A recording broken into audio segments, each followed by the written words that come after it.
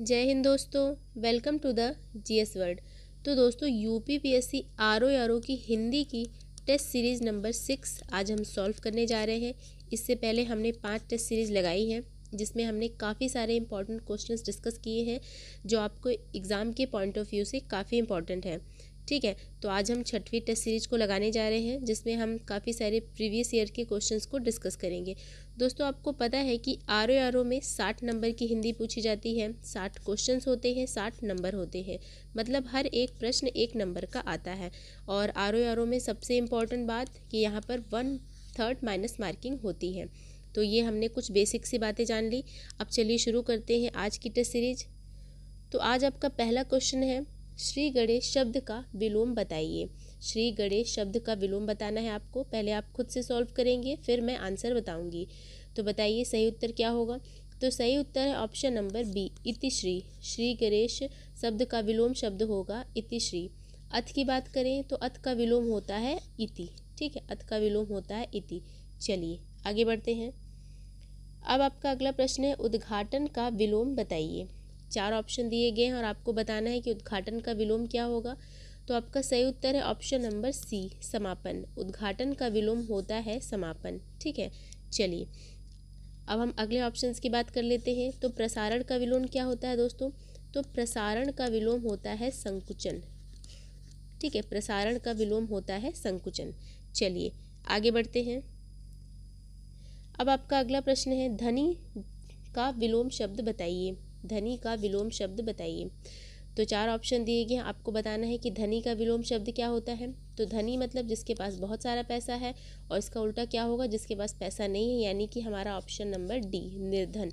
धनी का विलोम शब्द होगा निर्धन। ठीक है, चलिए आगे बढ़ते हैं। अब आपका अगला प्रश्न है, अधिकृत शब्द का विलोम बताइए। तो अधिकृत शब्द का विलोम शब्द क्या होगा। तो आपका सही उत्तर है ऑप्शन नंबर बी, अनधिकृत। ठीक है, अधिकृत का विलोम शब्द होगा अनधिकृत। चलिए आगे बढ़ते हैं। अब आपका अगला प्रश्न है, अनुलोम शब्द का विलोम बताइए। ठीक है, अनुलोम शब्द का विलोम बताइए। तो आपका सही उत्तर होगा ऑप्शन नंबर बी, अनुलोम का विलोम शब्द होता है प्रतिलोम। ठीक है, चलिए आगे बढ़ते हैं। अब आपका अगला प्रश्न है, परिश्रम का विलोम बताइए। परिश्रम का विलोम बताइए दोस्तों। तो 4 ऑप्शन दिए गए हैं, आपका सही उत्तर क्या होगा। तो आपका सही उत्तर होगा विश्राम। ठीक है, परिश्रम का विलोम शब्द क्या होता है, विश्राम। अन्य ऑप्शंस की बात कर लेते हैं। तो विश्रांत का विलोम शब्द होता है शांत। ठीक है, विश्रांत का विलोम शब्द क्या होता है, शांत होता है। और परिश्रम का विलोम शब्द होता है विश्राम। चलिए आगे बढ़ते हैं। अब आपका अगला प्रश्न है, अलभ्य का विलोम शब्द बताइए। ठीक है, 4 ऑप्शन दिए गए हैं, आपको बताना है कि अलभ्य का विलोम शब्द क्या होगा। तो अलभ्य का विलोम शब्द होगा ऑप्शन नंबर डी, लभ्य। लभ्य जो है अलभ्य का विलोम शब्द होगा। ठीक है, अन्य ऑप्शंस की बात कर लें तो सुगम का विलोम शब्द क्या होता है, दुर्गम। मैं यहाँ पे लिख देती हूँ, सुगम का विलोम शब्द होता है दुर्गम। सहज का विलोम शब्द क्या होता है, असहज। एक मिनट दोस्तों, असहज। ठीक है, सहज का विलोम शब्द असहज।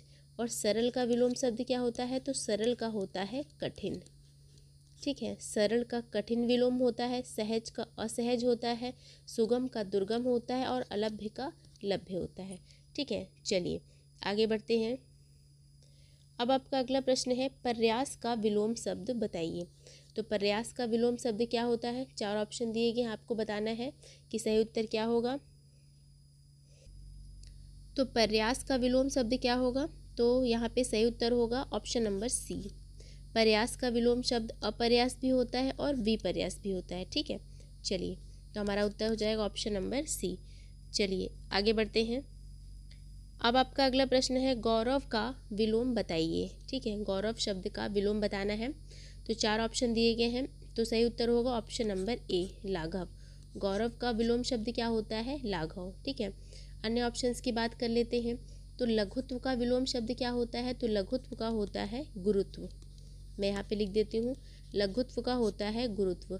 लघुता की बात करें तो लघुता का विलोम शब्द होता है गुरुता। ठीक है, इसी प्रकार से लघुत्तम की बात करें तो इसका विलोम शब्द होता है गुरुतम। ठीक है, तो यहाँ पे हमने क्या देखा कि गौरव का लाघव होता है, लघुत्व का गुरुत्व होता है, लघुता का गुरुता होता है और लघुत्तम का गुरुतम होता है। ठीक है, तो चलिए आगे बढ़ते हैं। अब आपका अगला प्रश्न है, गमन का विलोम शब्द बताइए। 4 ऑप्शन दिए गए और आपको बताना है कि गमन का विलोम शब्द क्या होगा।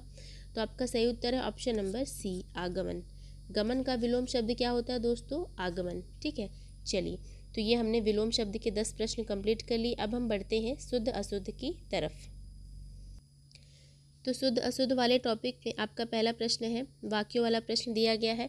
आपको 4 वाक्य दिए गए हैं और बताना है कि शुद्ध वाक्य क्या है। निम्नलिखित वाक्यों में एक शुद्ध वाक्य है, उसे पहचानना है।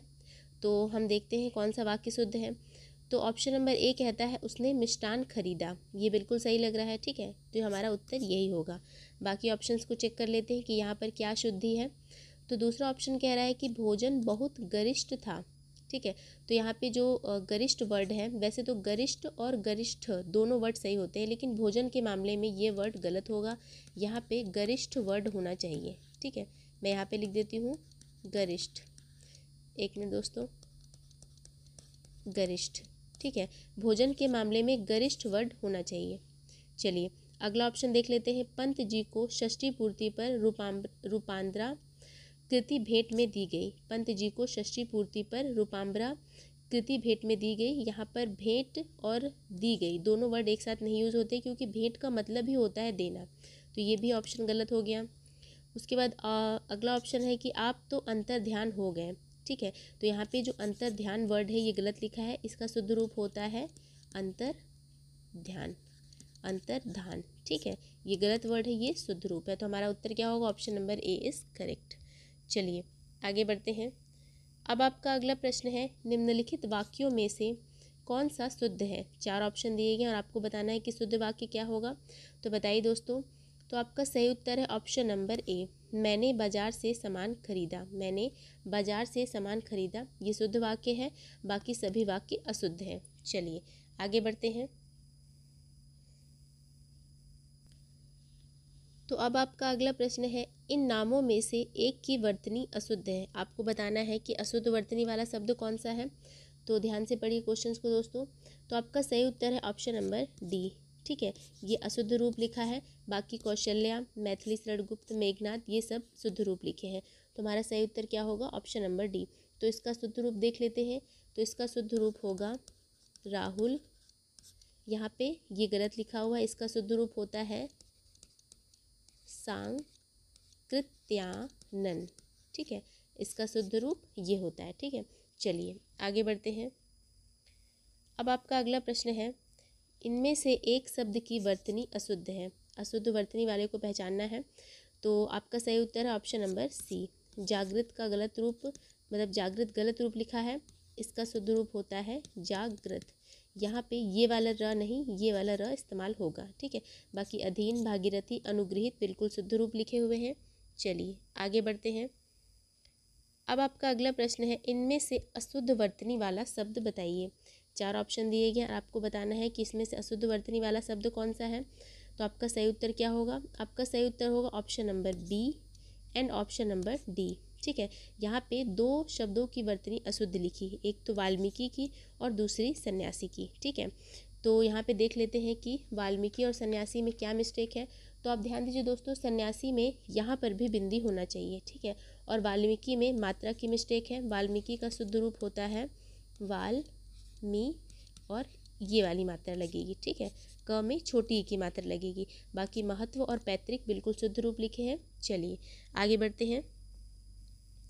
अब आपका अगला प्रश्न है, शुद्ध वर्तनी का चयन करिए। आपको बताना है कि इन 4 में से शुद्ध वर्तनी किसकी है। तो आपका सही उत्तर है ऑप्शन नंबर बी, जाज्वल्यमान। ठीक है, ध्यान से देखिए दोस्तों, जाज्वल्यमान ये शुद्ध रूप है। चलिए आगे बढ़ते हैं। अब आपका अगला प्रश्न है, निम्नलिखित में से शुद्ध वर्तनी बताइए। सांप्रदायिकता की शुद्ध वर्तनी क्या होगी। तो आपका सही उत्तर है ऑप्शन नंबर बी, सांप्रदायिकता।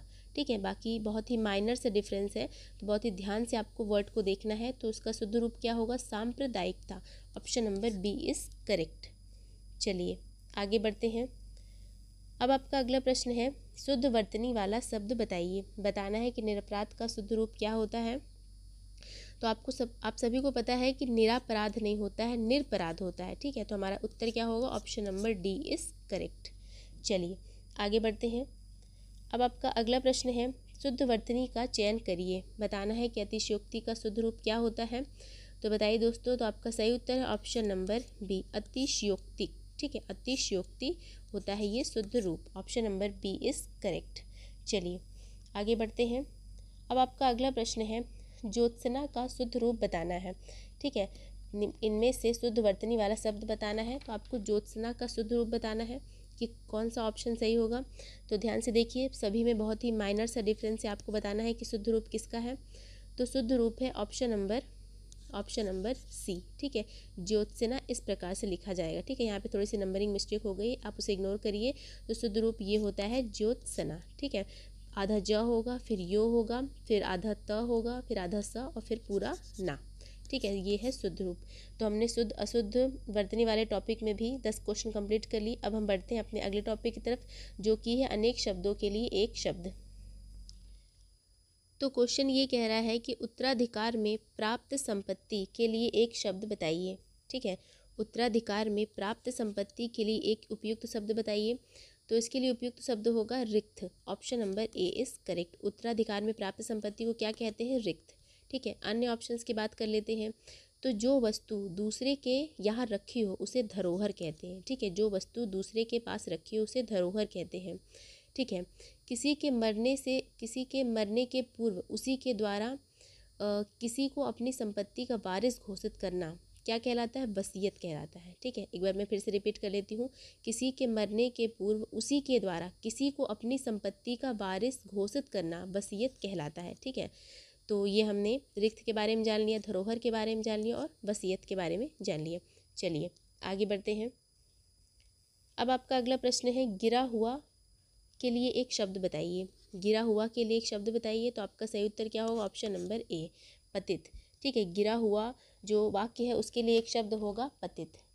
चलिए अन्य ऑप्शंस की बात कर लेते हैं। तो लुंठित किसे कहते हैं? तो जब जो ज़मीन पर गिरा या लुढ़का हो। ठीक है, जो ज़मीन पर गिरा हो या लुढ़का हो उसके लिए एक शब्द होता है लुंठित। ठीक है, पृथ्वी पर लेटा हुआ उसके लिए एक शब्द क्या होता है? धराशाही। देखिए, धरा मतलब क्या होता है? पृथ्वी। तो पृथ्वी पर जो लेटा हो, पृथ्वी पर लेटा हुआ के लिए एक उपयुक्त शब्द होता है धराशायी। ठीक है, चलिए आगे बढ़ते हैं। अब आपका अगला प्रश्न है, निम्नलिखित वाक्यों में से निम्नलिखित वाक्य खंडों में से एक के लिए प्रयुक्त होने वाला शब्द बताइए। मतलब बताना है कि स्वयं सेवक का मतलब क्या होता है। इन 4 ऑप्शंस में बताना है कि स्वयं सेवक के लिए उपयुक्त वाक्य क्या होगा।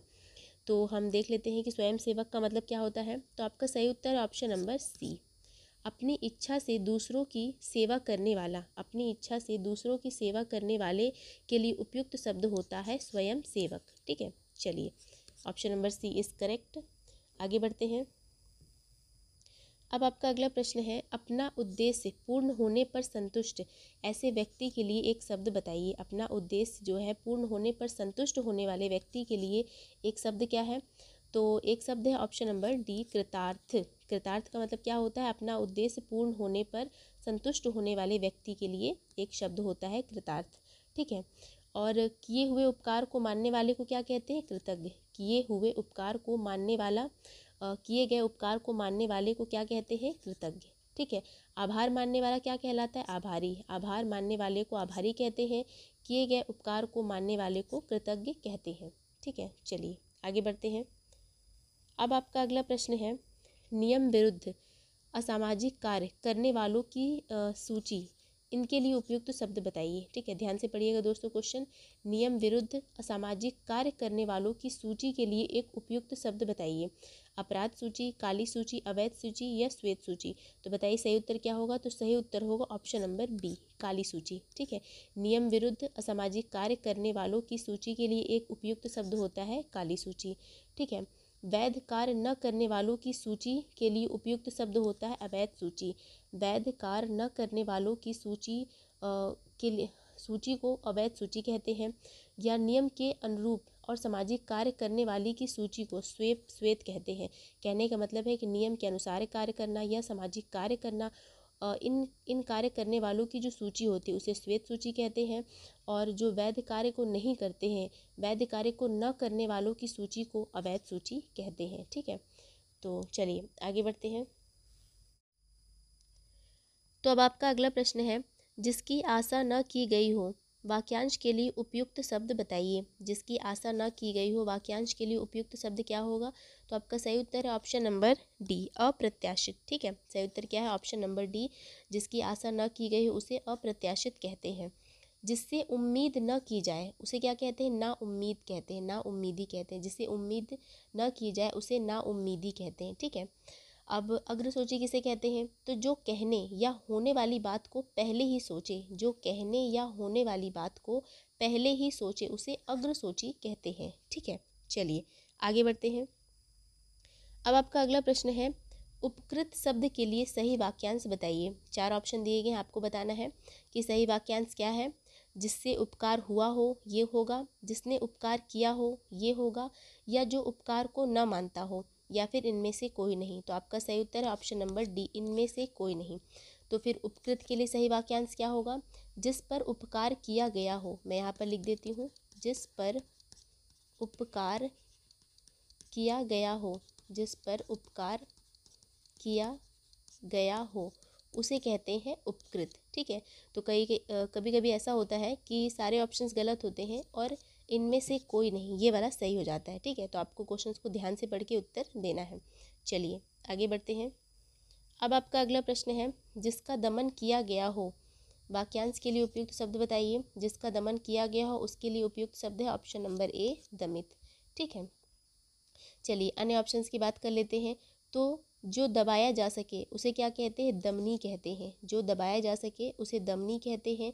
जो दया करने योग्य हो उसे दयनीय कहते हैं। ठीक है, और दमन करने वाला उसको क्या कहते हैं? दमनशील कहते हैं। दमन करने वाला इसे दमनशील कहते हैं। जो दया करने योग्य हो उसे दयनीय कहते हैं। जो दबाया जा सके उसे दमनी कहते हैं, और जिसका दमन किया गया हो उसे दमित कहते हैं। ठीक है, चलिए आगे बढ़ते हैं। अब आपका अगला प्रश्न है, जिस पर उपकार किया गया हो उसे क्या कहते हैं? जिस पर उपकार किया गया हो, तो अभी अभी मैंने बताया जिस पर उपकार किया गया हो उसे क्या कहते हैं? ऑप्शन नंबर बी, उपकृत कहा जाता है। ठीक है, अन्य ऑप्शंस की बात कर लेते हैं। उर्वरा किसे कहते हैं? तो जो भूमि उपजाऊ हो उसे उर्वरा कहते हैं। ठीक है, किए गए उपकार को मानने वाला उसे कृतज्ञ कहते हैं। ठीक है, जो किए गए उपकार को मानने वाला कृतज्ञ कहते हैं। और कृतार्थ किसे कहते हैं? जो अपना उद्देश्य सिद्ध होने पर संतुष्ट हो, जो अपना उद्देश्य सिद्ध होने पर संतुष्ट हो उसे कृतार्थ कहते हैं। ठीक है, तो जो भूमि उपजाऊ हो उसे उर्वरा कहते हैं। जिस पर उपकार किया गया हो उसे उपकृत कहते हैं। और उपकार किए हुए उपकार को मानने वाला उसे कृतज्ञ कहते हैं। और जो अपना उद्देश्य सिद्ध होने पर संतुष्ट हो उसे कृतार्थ कहते हैं। तो ये हमने अनेक शब्दों के लिए एक शब्द के 10 क्वेश्चंस कंप्लीट कर लिए। अब हम बढ़ते हैं अगले टॉपिक की तरफ। तो आपका अगला टॉपिक है तत्सम तद्भव। तो तत्सम तद्भव में आपका पहला प्रश्न है, निम्नलिखित में कौन तद्भव शब्द है? 4 ऑप्शन दिए गए और आपको बताना है कि 4 में से तद्भव शब्द कौन सा है। तो आपका सही उत्तर है ऑप्शन नंबर डी, सूरज जो है तद्भव शब्द है। तो सूरज का तत्सम वर्ड क्या होता है? तो सूरज का तत्सम वर्ड होता है सूर्य। ठीक है, बाकी दिनकर, दिवाकर और प्रभाकर आपको पता है कि सूर्य के पर्यायवाची होते हैं। चलिए आगे बढ़ते हैं। अब आपका अगला प्रश्न है, निम्नलिखित में से कौन सा शब्द तत्सम नहीं है? 4 ऑप्शंस में आपको बताना है कि कौन सा शब्द तत्सम नहीं है। तो तत्सम नहीं है तो क्या होगा? तत्सम नहीं हो तो तद्भव होगा। तो मैंने आपको बताया था कि जिस भी वर्ड के ऊपर चंद्र बिंदी लगी हो वो क्या कहलाता है? तद्भव। तो हमारा सही उत्तर है ऑप्शन नंबर ए, निम्नलिखित में कौन सा शब्द तत्सम नहीं यानी कि तद्भव है? तो तद्भव है ऑप्शन नंबर ए, आँख। आँख यदि तद्भव है तो इसका तत्सम शब्द क्या होगा? तो इसका तत्सम होता है अक्षी। ठीक है, बाकी नयन, नेत्र और दिग ये सब क्या है? आँख के पर्यायवाची है। चलिए आगे बढ़ते हैं। अब आपका अगला प्रश्न है, निम्न शब्दों में से कौन सा शब्द तत्सम नहीं है? ठीक है, तत्सम नहीं है तो क्या होगा? तद्भव होगा। तो बताइए इनमें से कौन सा शब्द तत्सम नहीं है यानी कि तद्भव है? तो आपका सही उत्तर है option number D, Kapoor. Kapoor जो है तद्भव वर्ड है, इसका तत्सम होता है कर्पूर। इसका तत्सम क्या होता है? कर्पूर। ठीक है, बाकी मृतिका, विकार और कपाट ये सब क्या है? तत्सम शब्द है। तो इनके तद्भव की बात कर लेते हैं। तो मृतिका का तद्भव होता है मिट्टी, ठीक है। विकार का तद्भव होता है बिगाड़, ठीक है। और कपाट का तद्भव होता है किवाड़। चलिए आगे बढ़ते हैं। अब आपका अगला प्रश्न है, निम्नलिखित में से तत्सम शब्द बताइए। 4 ऑप्शन दिए गए हैं, आपको बताना है कि तत्सम शब्द क्या है। तो आपका सही उत्तर है ऑप्शन नंबर सी, मुख जो है तत्सम शब्द है। मुख यदि तत्सम है तो इसका तद्भव क्या होगा, तो इसका तद्भव होता है मुंह, ठीक है। बाकी कान, इसका तत्सम शब्द क्या होता है, तो कान जो है तद्भव शब्द है, तो इसका तत्सम वर्ड होता है कर्ण, ठीक है। जीभ भी तद्भव वर्ड है, तो इसका तत्सम होता है जिह्वा। इस प्रकार से दांत जो है तद्भव शब्द है, तो इसका तत्सम क्या होगा, तत्सम होगा दंत, ठीक है। कान का कर्ण होता है, जीभ का जिह्वा होता है, दांत का दंत होता है और मुंह का मुख होता है। चलिए आगे बढ़ते हैं। तो अब आपका अगला प्रश्न है, निम्नलिखित में कौन से शब्द तद्भव है। निम्नलिखित में कौन तद्भव शब्द है, तो बताना है। 4 ऑप्शन दिए गए हैं, तो आपका सही उत्तर है ऑप्शन नंबर डी। मैंने आपको बताया है कि जिस भी शब्द के ऊपर चंद्र बिंदी लगे बेझिझक उसे आप आंख बंद करके तद्भव टिक कर दीजिए। तो हमारा सही उत्तर है भंवरा। भंवरा जो है तद्भव शब्द होता है और इसका तत्सम होता है भ्रमर, ठीक है। इसका तत्सम होता है भ्रमर। बाकी मधुप और मधुकर भंवरा के पर्यायवाची होते हैं, ठीक है। चलिए आगे बढ़ते हैं। अब आपका अगला प्रश्न है, श्रृंगार शब्द का तत्सम बताइए, ठीक है। श्रृंगार शब्द का तत्सम बताइए। तो सही उत्तर बताइए दोस्तों। तो यहाँ पे एक्चुअली सही कुछ नहीं लिखा है, यहाँ पे सही उत्तर ये होगा, श्रृंगार का तत्सम रूप ये होता है, ठीक है। यहाँ पे जो डबल लाइन खिंच जाती है ये गलत वर्ड हो जाता है, श्रृंगार का तत्सम रूप ये होता है। चलिए आगे बढ़ते हैं। तो अब आपका अगला प्रश्न है, हल्दी शब्द का तत्सम बताइए, ठीक है। 4 ऑप्शन दिए गए और आपको बताना है हल्दी का तत्सम। तो हल्दी का तत्सम क्या होता है, ऑप्शन नंबर बी, हरिद्रा इज करेक्ट। चलिए आगे बढ़ते हैं। अब आपका अगला प्रश्न है, देवर का तत्सम रूप बताइए। तो देवर का तत्सम रूप क्या होता है, तो आपका सही उत्तर है ऑप्शन नंबर ए, द्विवर। देवर का तत्सम रूप होता है द्विवर, ठीक है। बाकी सभी विकल्प गलत हैं। चलिए आगे बढ़ते हैं। अब आपका अगला प्रश्न है, देवर का तत्सम शब्द बताइए। तो यहाँ पे एक ही क्वेश्चन रिपीट हो गया है, तो यहाँ पे आपका सही उत्तर होगा ऑप्शन नंबर बी, द्विवर। चलिए आगे बढ़ते हैं। अब आपका अगला प्रश्न है, खंडहर का तत्सम शब्द बताइए। तो खंडहर का तत्सम शब्द क्या होगा बताइए दोस्तों। तो आपका सही उत्तर है खंडगृह, जो कि दिया गया ऑप्शन नंबर सी में। खंडगृह जो है खंडहर का तत्सम शब्द है।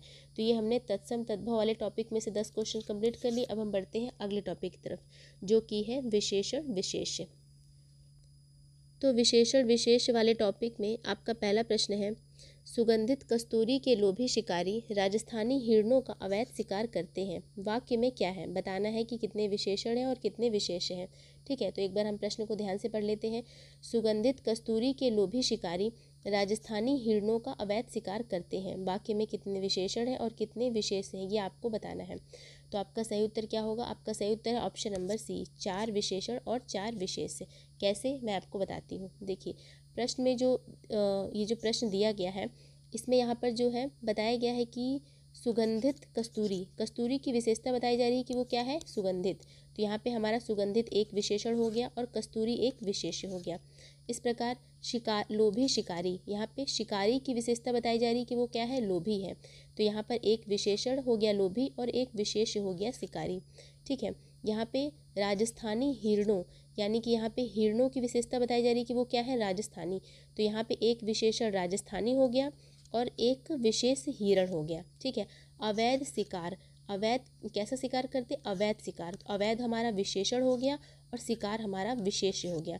तो यहाँ पर 4 विशेष्य हो गए और 4 विशेषण हो गए और 4 विशेष्य हो गए, ठीक है।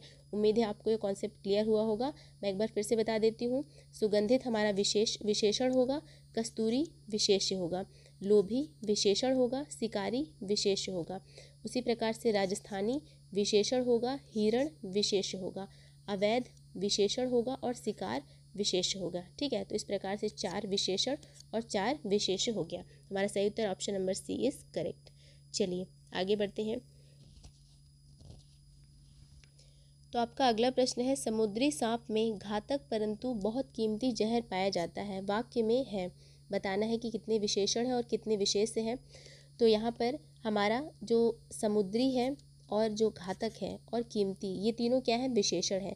समुद्री, घातक और कीमती विशेषण है, और यहाँ पर सांप और जहर ये दोनों विशेष हैं। ठीक है, कैसे, देखिए यहाँ पे लिखा है समुद्री सांप, यानी कि सांप की विशेषता बताई जा रही है कि वो क्या है, समुद्री है। तो एक विशेषण हमारा समुद्री हो गया और एक विशेष सांप हो गया। और यहाँ पे बताया जा रहा है कि घातक परंतु बहुत कीमती जहर, जहर के बारे में बताया जा रहा है कि घातक है लेकिन बहुत कीमती भी है, यानी कि एक विशेषता तो घातक हो गई, एक विशेषण घातक हो गया और एक विशेषण कीमती हो गया, और जहर क्या बन गया, हमारा विशेष। तो सांप और जहर विशेष बन गए, तो दो विशेष हो गए, और समुद्री, घातक और कीमती विशेषण है, तो तीन विशेषण हो गया। तो हमारा उत्तर क्या होगा, तीन विशेषण दो विशेष, जो कि दिया गया ऑप्शन नंबर ए में। Option number A is correct. चलिए आगे बढ़ते हैं। अब आपका अगला प्रश्न है, दशरथ के प्राण राम के लिए आकुल थे, वाक्य में मुख्य विशेष बताइए। तो दशरथ के जो प्राण है राम के लिए आकुल थे, वाक्य में मुख्य विशेष क्या है, तो हमारा उत्तर होगा ऑप्शन नंबर सी, प्राण। प्राण जो है वाक्य में मुख्य विशेष होगा। ठीक है, चलिए आगे बढ़ते हैं। अब आपका अगला प्रश्न है, इनमें से कौन सा शब्द विशेषण नहीं है। चार ऑप्शन दिए गए और आपको बताना है कि सही उत्तर क्या है। तो कौन सा शब्द विशेषण नहीं है, तो आपका सही उत्तर ऑप्शन नंबर डी, भव जो है विशेषण नहीं है। ठीक है, बाकी भयभीत, निर्भीक, भीरु ये सब क्या है, विशेषण है। चलिए आगे बढ़ते हैं। अब आपका अगला प्रश्न, निम्नलिखित में कौन सा शब्द विशेषण है। ठीक है, चार ऑप्शन दिए गए और आपको बताना है कि कौन सा शब्द विशेषण है। सुंदरता, कवि, विद्वान और भलाई, इसमें विशेषण कौन है, ऑप्शन नंबर सी, विद्वान जो है विशेषण है। चलिए आगे बढ़ते हैं। अब आपका अगला प्रश्न है, वह कृशकाय व्यक्ति दौड़ने लगा, इस वाक्य में विशेष बताइए। वह कृशकाय व्यक्ति दौड़ने लगा, इसमें क्या विशेष है, तो यहाँ पे व्यक्ति की विशेषता बताई जा रही है। ठीक है, तो हमारा ऑप्शन क्या हो जाएगा, ऑप्शन नंबर ए, व्यक्ति। वह कृशकाय व्यक्ति दौड़ने लगा, इस वाक्य में विशेष होगा व्यक्ति, क्योंकि यहाँ पर व्यक्ति की विशेषता बताई जा रही है। ठीक है, चलिए आगे बढ़ते हैं। अब आपका अगला प्रश्न है, जिस विकारी शब्द से संज्ञा की व्याप्ति मर्यादित होती है उसे क्या कहते हैं, उसे कहते हैं विशेषण। Option number B is correct. चलिए अब आपका अगला प्रश्न है, निम्नलिखित में से क्रिया विशेषण क्या है। निम्नलिखित में से क्रिया विशेषण बताइए। क्रिया विशेषण क्या होती है, तो आपका सही उत्तर है ऑप्शन नंबर बी, धीरे धीरे। दिए गए विकल्पों में धीरे धीरे जो है, मतलब इसका मतलब क्या है, आहिस्ता आहिस्ता, जिससे क्रिया की विशेषता का पता चलता है, तो ये क्या है, क्रिया विशेषण है। Option number B is correct. चलिए आगे बढ़ते हैं। अब आपका अगला प्रश्न है, दोनों शब्द किस प्रकार का संख्यावाचक विशेषण है। दोनों शब्द किस प्रकार का संख्यावाचक विशेषण है, तो दोनों शब्द जो है समुदाय बोधक संख्यावाचक विशेषण है। ठीक है, दोनों शब्द समुदाय बोधक है। चलिए आगे बढ़ते हैं। अब आपका अगला प्रश्न है, सेम क्वेश्चन है कि दोनों शब्द क्या है, तो समुदायवाचक विशेषण। तो यहाँ से हमने विशेषण विशेष के 10 प्रश्न कंप्लीट कर लिए। अब हम बढ़ते हैं पर्यायवाची की तरफ। तो पर्यायवाची वाले टॉपिक में आपका पहला क्वेश्चन है, इनमें से तुरंग शब्द का पर्याय बताइए। चार ऑप्शन दिए गए, आपको बताना है तुरंग शब्द का पर्याय क्या होगा। तो आपका सही उत्तर है ऑप्शन नंबर ए, बाजी जो है तुरंग शब्द का पर्याय होगा। चलिए आगे बढ़ते हैं। अब आपका अगला प्रश्न है, वाजी शब्द का पर्यायवाची बताइए। वाजी शब्द का पर्यायवाची बताइए, तो आपका सही उत्तर है ऑप्शन नंबर ए, अश्व जो है वाजी शब्द का पर्यायवाची होगा। वाजी शब्द का पर्यायवाची क्या होगा, अश्व होगा। ठीक है, चलिए आगे बढ़ते हैं। अब आपका अगला प्रश्न है, अश्व का पर्यायवाची बताइए। तो अश्व का पर्यायवाची क्या होगा, तो आपका सही उत्तर है ऑप्शन नंबर ए, तुरंग। अश्व का पर्यायवाची शब्द क्या होगा, तुरंग। ठीक है, चलिए आगे बढ़ते हैं। अब आपका अगला प्रश्न है, निम्नलिखित में कौन सा शब्द सिंह का पर्यायवाची है। निम्नलिखित में कौन सा शब्द सिंह का पर्यायवाची है, तो आपका सही उत्तर क्या होगा, आपका सही उत्तर होगा option number C. Option number C, पंचानन जो है सिंह का पर्यायवाची शब्द होगा। ठीक है, सिंह के और कौन कौन से पर्यायवाची शब्द होते हैं, तो सिंह के होते हैं केहरी, नाहर, शार्दुल, मृगराज, वनराज, मृगेंद्र, व्याघ्र, ये सब होते हैं सिंह के पर्यायवाची शब्द। मैं एक बार रिपीट कर देती हूँ, सिंह के पर्यायवाची शब्द होते हैं पंचानन, केहरी, नाहर, शार्दुल, मृगराज, वनराज, केसरी, मृगेंद्र और व्याघ्र ये सब होते हैं सिंह के पर्यायवाची शब्द। ठीक है, चलिए आगे बढ़ते हैं। अब आपका अगला प्रश्न है, यहाँ पे सेम क्वेश्चन रिपीट हो गया है। अश्व, बाजी शब्द का पर्यायवाची पूछा गया है, तो मैंने अभी अभी आपको बताया बाजी का पर्यायवाची होता है अश्व। चलिए आगे बढ़ते हैं। अब आपका अगला प्रश्न है, मृगेंद्र का पर्यायवाची शब्द बताइए। मृगेंद्र का पर्यायवाची शब्द बताइए। तो आपका सही उत्तर क्या होगा? आपका सही उत्तर होगा ऑप्शन नंबर बी, केसरी। ठीक है, मृगेंद्र का पर्यायवाची शब्द क्या होता है? केसरी। अभी अभी मैंने आपको बताया है कि सिंह के पर्यायवाची मृगेंद्र, केसरी ये सब होते हैं। ठीक है, तो मृगेंद्र का पर्यायवाची शब्द क्या हो गया? केसरी। चलिए आगे आगे बढ़ते हैं। अब आपका अगला प्रश्न है, निम्नलिखित शब्दों में से कौन सा शब्द केसरी का पर्यायवाची है? अभी अभी मैंने आपको बताया है कि केसरी मृगेंद्र का पर्यायवाची शब्द है, तो आपका सही उत्तर होगा option number A is correct. चलिए आगे बढ़ते हैं। अब आपका अगला प्रश्न है, शशक का पर्यायवाची शब्द बताइए। ठीक है, 4 ऑप्शन दिए गए हैं, आपको बताना है शशक का पर्यायवाची शब्द। तो आपका सही उत्तर है ऑप्शन नंबर सी, खरगोश जो है शशक का पर्यायवाची शब्द होगा। ठीक है, जबकि चंद्रमा का पर्यायवाची शब्द क्या होता है? शशि। चंद्रमा का पर्यायवाची शब्द होता है शशि। और मृग का पर्यायवाची शब्द होता है हिरण। ठीक है, मृग का पर्यायवाची शब्द हिरण होता है और शिशु जो होता है छोटे बच्चों के लिए यूज़ किया जाता है। ठीक है, चलिए आगे बढ़ते हैं। अब आपका अगला प्रश्न है, कमल शब्द का पर्यायवाची होगा। 4 ऑप्शन दिए गए हैं, आपको बताना है कि कमल शब्द का पर्यायवाची क्या होगा। तो आपका सही उत्तर है ऑप्शन नंबर डी, इंदिवर जो है कमल शब्द का पर्यायवाची होगा। चलिए आगे बढ़ते हैं। तो अब आपका अगला प्रश्न, निम्नलिखित में से कौन सा शब्द अरविंद का पर्यायवाची नहीं है? ठीक है, एक मिनट दोस्तों। तो आपका लास्ट प्रश्न है कि निम्नलिखित में कौन सा शब्द अरविंद का पर्यायवाची नहीं है? तो 4 ऑप्शन दिए गए, आपको बताना है कि सही उत्तर क्या है। तो मिलिंद, पंकज, जलज और अंबुज, अरविंद का पर्यायवाची कौन सा नहीं होगा? तो ऑप्शन नंबर ए, मिलिंद जो है अरविंद का पर्यायवाची शब्द नहीं है। ठीक है, ये किसका पर्यायवाची शब्द है? ये है भौरा का पर्यायवाची शब्द। ये भौरा का पर्यायवाची शब्द है, जबकि पंकज, जलज और अंबुज ये सब अरविंद के पर्यायवाची शब्द हैं। ठीक है, चलिए अरविंद के अन्य पर्यायवाची शब्द के बारे में बात कर लेते हैं। तो मैं लिख देती हूँ अरविंद के कौन कौन से पर्यायवाची शब्द होते हैं। तो अरविंद के पर्यायवाची शब्द मैंने यहाँ पर लिख दिया है। तो अरविंद के कौन कौन से पर्यायवाची शब्द होते हैं? पंकज, जलज, अंबुज, इसके अलावा उत्पल, कुलवय, इंदिवर, पद्म, नलिन, सरोज, इसके अलावा ताम्रस, राजीव ये सब होते हैं अरविंद के पर्यायवाची शब्द। तो दोस्तों ये थी आज की आपकी हिंदी की टेस्ट सीरीज। उम्मीद है आपको ये वीडियो अच्छी लगी होगी। यदि मेरे वीडियो अच्छे लगते हैं तो लाइक करिए, सब्सक्राइब करिए, बने रहिए हमारे चैनल के साथ। मिलते हैं अगले वीडियो में। धन्यवाद दोस्तों।